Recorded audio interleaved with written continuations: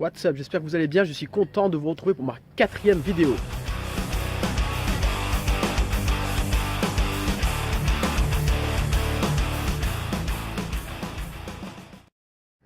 Alors là, aujourd'hui je suis dans un petit port sympathique pour vous parler donc du concours en lui-même. J'avais annoncé donc la catégorie dans laquelle je m'étais inscrite, et donc men's physique, je le rappelle. Et cette fois-ci, je vais essayer d'analyser donc le déroulement du concours, comment est-ce que ça se passe au niveau donc des posings imposés, d'une éventuelle routine, etc. Je vais essayer de me baser sur des anciennes compétitions du Reapers Body Show. On va voir ça tout de suite. C'est parti. Alors, comme je l'avais dit, il y a deux catégories au Reapers Body Show concernant les men's physique et les men's physique 1 et les men's physique 2. Donc les men's physique 1 ou 2 dépendent du volume musculaire. Donc on va commencer par la catégorie men's physique 1. On va regarder un petit peu ça. Voilà, donc par rapport à la masse, ça se présente comme ça. Et voilà, c'est pas une masse à outrance du tout, c'est un physique plage, hein, donc côté masse et côté aussi sèche. La sèche n'est pas extrême, hein, on n'est pas sur des catés écorchés du tout. Je pense qu'ils sont à peu près, quand on voit un petit peu les abdos là, quand ça contracte pas trop, on voit qu'ils sont autour de, on va dire, autour de 10, 9, 8, maximum, pas moins. Voilà. Pour la catégorie Men Physique 1, on va voir un petit peu la catégorie Men Physique 2 cette fois-ci. La catégorie un peu plus volumineuse. Voilà. On va commencer par le pose down. Les comparaisons plutôt. Voilà. Alors donc eux ils sont un peu plus volumineux, on voit, par rapport à la catégorie 1 de tout à l'heure. Côté sèche, bon ça reste toujours la même sèche, hein, on est toujours dans, bon, en moyenne on va dire, sur du 8%, quelque chose comme ça. Donc c'est sec, hein. On voit les obliques ici. C'est pas aussi strié que les catégories body au niveau des épaules, etc. Mais assez, assez sec pour bien voir les séparations des muscles, épaules, pecs, etc. Voilà, c'est un petit peu flou, c'est dommage. Donc on voit un petit peu aussi dans le dos les définitions. On reste donc dans un physique assez sec pour voir les abdos, etc. Mais pas plus que ça. On n'est pas du 5% sur des catégories body, hein. On est loin de là. Donc moi je suis en ce moment, il reste à peu près quelques jours, 5 jours. Je dois être à 9%, quelque chose comme ça, 9-10%. Je suis pas loin de ça, hein. Il suffit que j'enlève un peu de flotte. Et c'est vrai que, comme je disais, je sèche assez vite. Là, on voit bien les définitions. On voit les volumes. Bon, lui, il a l'air assez bien, là, le blond, là. Au niveau de la sèche et de les poses, etc. Mais bon, il y a de bons physiques, hein. Plus ou moins, il y a des physiques qui sortent un peu de l'ordinaire. Voilà, il y a un petit appel comme ça. Voilà, les poses en elles-mêmes. Donc il y a la pose de face. Donc il va falloir poser un petit peu comme ça, avec une jambe comme ça, un peu sur le côté. Voilà, pour donner cet aspect en V. Et ensuite, pose de dos, toujours pareil. Il y a la pose de face, pose de côté et pose de dos. Voilà, c'est pas compliqué, il y a 3 poses. Ça c'est les comparaisons, hein. Il faut que je me renseigne, il faut que je regarde comment est-ce que ça se passe. Est-ce qu'il y a une routine individuelle ou est-ce qu'il y a juste des comparaisons? Je pense qu'il y aura peut-être que des comparaisons, puisque quand il y a du monde, c'est des catégories, il y a du monde, ils n'ont pas le temps de faire passer tout le monde, chacun un par un, avec une musique, une routine, etc. Ce qu'on dit une routine, voilà, qu'on appelle une routine. Et on va voir un petit peu maintenant, on va voir tout de suite pour avoir une idée du meilleur de la catégorie, qui a gagné. Ça donnera une bonne idée de ce qu'ils recherchent. Voilà, donc les men's physique 2, le classement. Alors on retrouve le blond là, je trouvais pas mal.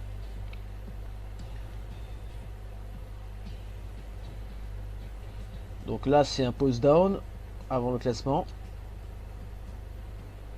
Je vais accélérer. Alors là lui donc apparemment il a, je sais pas combien est-ce qu'il est.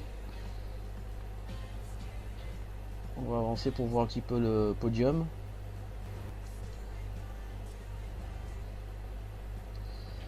Alors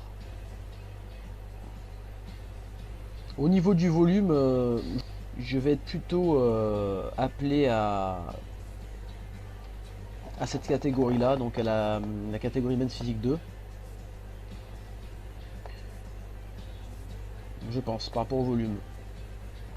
Ouais, niveau volume, niveau sèche, on va dire que je suis grosso modo déjà prêt pour cette KT. Je vais encore sécher un peu plus, je vais essayer de m'arrondir un peu plus sur quelques jours encore pour accentuer la congestion et la ligne, mais je pense être plutôt dans la catégorie Men's Physique 2 plus que la Men's Physique 1 par rapport à mon volume. Voilà, donc c'est mal filmé là, dommage, on voit pas bien, mais bon, en gros voilà les critères des gagnants, c'est ça. Voilà, avec un peu d'épaule, les abdos, pas trop sec non plus, mais sec comme il faut, un équilibre du physique. Voilà. Bon, le gagnant il est là, hein, c'est celui du milieu je pense. Deuxième c'est peut-être le blond. Voilà. Troisième. Voilà.